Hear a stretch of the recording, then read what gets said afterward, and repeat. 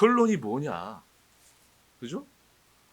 책임을 질 사람은 또 이미 다 졌습니다. 그 이준석 선장은 그 살인죄,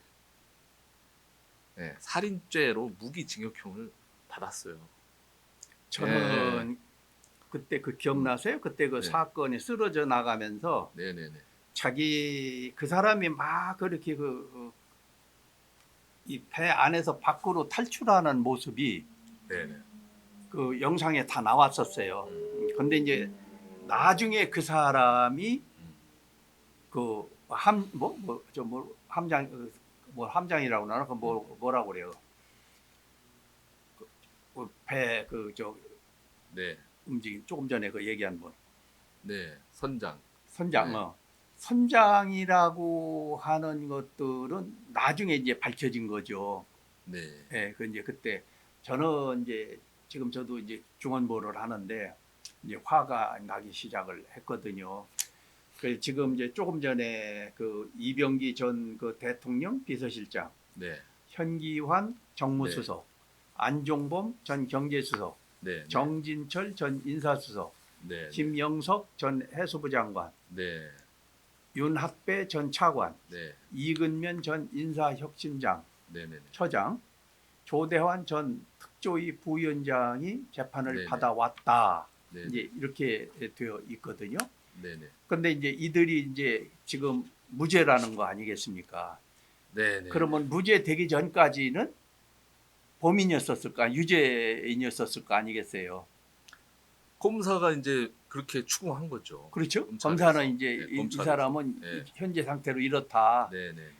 그러면 지금 그 긴 동안에 네네네. 당사자들은 아까도 말씀드렸지만은 얼마나 심신고뇌가 컸겠나. 네네네. 그 가족들은 얼마나 심신고뇌가 컸겠나. 네네네. 그들한테 이 정부에서는 이 그 사법부에서는 이들한테 어떤 보상을 해줄 수 있는 건지 법적으로 이런 것들이 이제 궁금한 거예요. 그래서 뭐 이제 이런 것까지 그 섬세하게 지금 뭐 이 변호사님이 말씀하실 그 지금 시간도 없고 그 일일이 그 내용 설명하시기도 좀 그렇지만 제가 이제 그 질문 드리는 입장에서 네. 또 저분의 가족이었었다고 할 때 네. 또 당사자라고 했었을 때 네네. 그런 사람이 아니기니까는 그 네. 감정을 다 추스리고 이해는 못 하겠지만 얼마나 억울하겠나. 네네. 그리고 또 그분들이 그런 입장에 되어 있었을 때 일국의 통치자인 박근혜 대통령님께서는 얼마나 몇 배로 힘이 더 들었을 거 아니겠어요. 사람 그야말로. 하나하나 다 그 수십 명, 네네네. 수백 명이 그 조사를 받고 이래저래 휘둘림 당하고 있었을 때 그 그렇죠. 원망을 혼자 다 들으셨으니까 다 예, 그렇죠. 지금에 보면은 그게 억울하고 잊었던 건데 이제 무죄다. 네네. 그래서 이제 오늘 그 며칠 전에 그 기사가 네네. 그 이런 분들을 놓고 이제 듣고 나서 또 저희들이 관심을 가졌던 것이 그 몇 달 전에 이 세월호 관계 가지고 네. 박근혜 대통령님께서 하신 말씀 네. 그 과정 전체를 한번 설명을 해 주셨잖아요. 네네네. 그래서 그걸 가지고 저희들이 한번 다뤘던 적이 있는데 네네. 이제 몇 달 뒤에 와가지고 무죄다. 네네. 이 얘기를 듣고 나면 음. 이건 언론도 같이 책임을 져줘야 된다. 그렇죠. 사법부에서 잘못하면 사법부에서, 네네. 입법부에서 잘못하면 입법부에서, 네네. 행정부에서 잘못하면 행정부에서 뭘 잘못하고 있다. 네네. 그런 것들을 정리해 주는 것이 언론 쪽에서 국민을 대신해서 파헤쳐주고 대신 얘기를 해줘야 되는데 네네. 이 네 집단이 국민을 위해서 한 일은 아무것도 없고 국민을 힘들게만 한 이 조직들이었다. 네네. 저는 이게 국민의 한 사람으로서 좀 화가 나요. 그렇죠. 그래서 변호사님 입장에서 한번 정리를 좀 해주시죠. 네네네. 10년 전에 발생한 사고로 자녀들 내지 이 가족분들을 잃으신 그 유가족 여러분들께는 100년이 가도 1000년이 가도 잊을 수 없는 슬픈 사건이겠죠. 하지만 그것을 어떤 특정한 정치 세력이 이용해가지고 권력을 잡고 몇 년 동안 통치를 하고 또 죄송하지만 거기에 편승해서 거짓 정보를 흘리고 국민 여러분을 현혹시켰던 거. 이것은 그 피해자들과 유가족 여러분들의 인생과는 별개로 저는 굉장히 도덕적으로나 윤리적으로 나쁜 것이라고 저는 평가받아야 된다고 생각해요. 그래서 저는 변호사로서도 그 유가족 여러분들께 이제 그 정치 세력으로부터 예. 정치 세력으로부터 멀어지시라고 항상 얘기를 했고 그들에게 이용당하지 않으셨으면 좋겠다 이런 말씀을 해왔던 겁니다. 네. 이 대한민국이 세계적인 선진국으로 이제 발돋움하기 위해서는 이 세월호 사건을 반드시 어떤 형식으로라도 결론을 내야 된다고 저는 보는 거예요. 원인을 10년 동안 못 밝혔으면 앞으로 10년을 더 하더라도 원인이 무엇인지 결론을 내야 됩니다. 저는 이거는 대한민국이 국가가 반드시 해야 할 의무라고 생각하고요. 유가족 여러분들은 이미 여러 가지 루트, 뭐 재판, 손해배상 재판이라든지 아니면은 특별법을 통해서 뭐 6억 원에서 8억 원까지 이렇게 다 보상을 받던지 이제 배상을 받으셨습니다. 네, 물론 금전적인 부분이라서 한계는 있지만은 그 많은 시간 동안 그 슬픔을 위로해주고 국가에서도 아니면 여러 국민 여러분께서 십시일반을 해서라도 그 슬픔을 위로해드렸고 그런 노력들은 굉장히 많았다는 거예요. 이제는 이 대한민국 국민들이 그 과거의 슬픔을 딛고 앞으로 나갔으면 한다는 생각입니다. 저는 그 길을 위해서 현 정부라든지 앞으로 나라 일을 하실 분들은 반드시 그 과업을 추진하셔야 된다. 저는 그렇게 생각을 하고 있습니다. 지금 아까 말씀드린 제일 그 후진 집단이 저는 정치 집단으로 봐요. 입법부에. 왜 그런가 하면 지금 이제 세월호 사건 하나만 가지고 보자고요. 그때 제일 그 희생을 많이 한 사람들이 공부하다가 지쳐가지고 바깥 세상을 한번 보자고 해서 배를 타고 제주도로 수학여행 가다가 생긴 일 아니겠습니까? 그렇죠. 그 꽃 같은 나이에 그 가슴 속에 그 묻어둔 그 부모님들 마음은 벌써 몇 년 전 단위로 잊혀지지 않고 생활하고 있잖아요. 걔들이 지금 살아있으면 27, 28이라는 거 아니에요. 네. 그걸 이제 벌써 10년쯤 뒤 있다가 또 끄집어내고 네. 그걸 가지고 정치화하고 그걸 가지고 정치를 네. 이용하고 하면 네. 이제 일반인들도 이 정치인들한테 짜증이 나는 거예요. 지네들 정치 개인 이 실리를 찾기 위해 가지고 죽은 사람을 끄집어내 가지고 슬퍼도 지금 그럼 지네들이 거기 가서 묻고 그들을 위해서 세비 받은 거를 몇 분의 1이라도 그들한테 바치든지 그래 가면서 위로를 해 주든지.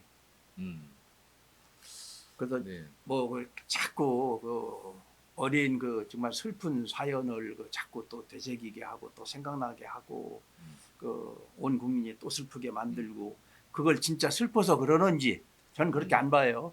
솔직한 얘기로 슬퍼서 그런 게 아니라 할 일 없고 뭐라면 지네들 그 실리를 찾고 지네들 그걸 이용을 해서 지네들 정치하는 데 써먹기만 하니까 정말 짜증스럽고 정말 싫어요.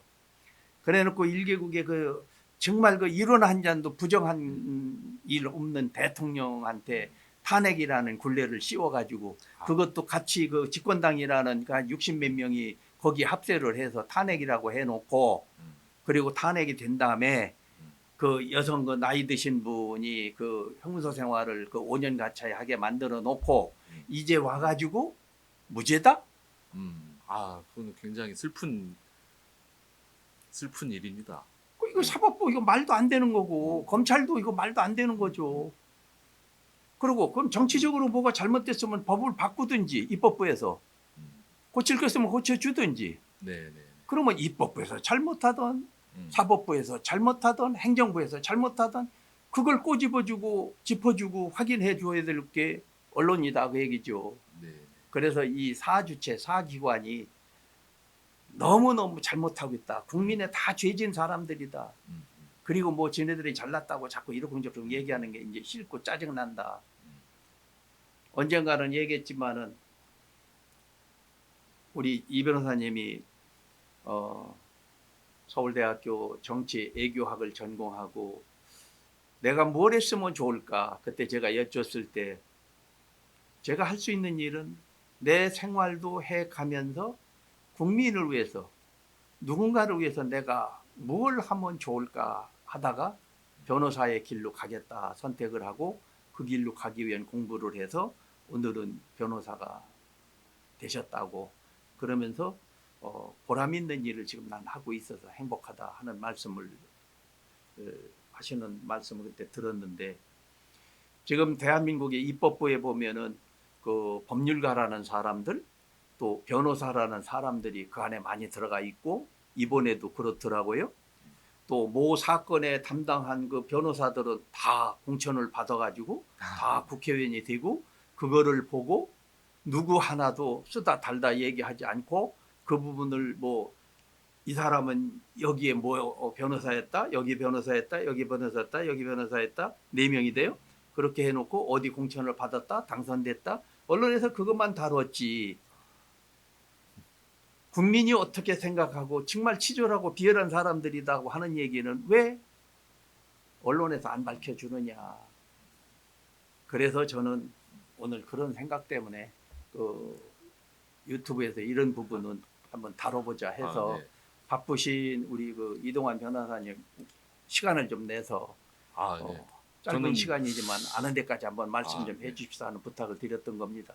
저는 단소리 쓴소리 TV에 감사드리는 게 이 굉장히 중요한 사건이거든요. 굉장히 중요한 뉴스임에도 불구하고 크게 이제 논의가 안 되는 걸 보고 여기서 이렇게 방송이라도 해주시면 정말 고맙겠구나 그런 생각으로 이렇게 온 거거든요.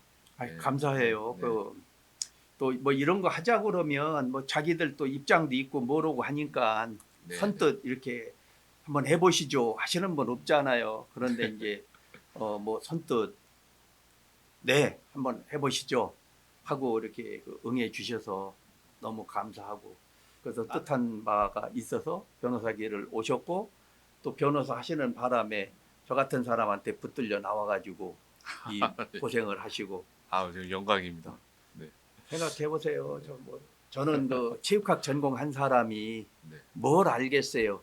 뭐 입법부가 하는 일, 행정부가 하는 일, 사법부가 하는 일, 언론사가 해야 될 일이 뭐다 하는 거 대충 거 조금 개념은 알지만 그걸 개념이라도 아는데 이들이 그렇게 자기 할 일들을 다 안 해주고 자기 네. 개인의 살 일만 살고 하니까 싫다. 이거를 오늘 이 변호사님께서는 이번 사건의 결과를 어떻게 보시는지 네. 한번 여쭤보고 싶어서 네. 이 자리를 좀 마련했습니다. 그래서 여러 가지 어려운 여건 속에서 이렇게 시간 내줘서 고맙고요. 제가 또 답답할 때에는 또 좀 와줍시다 하면은 시간을 내서라도 이렇게 밤늦게라도 이렇게 좀 해주시면 고맙겠습니다. 아이고, 네 불러주시면 제가 언제든지 달려오겠습니다. 네. 마무리 말씀 한번 해주시죠.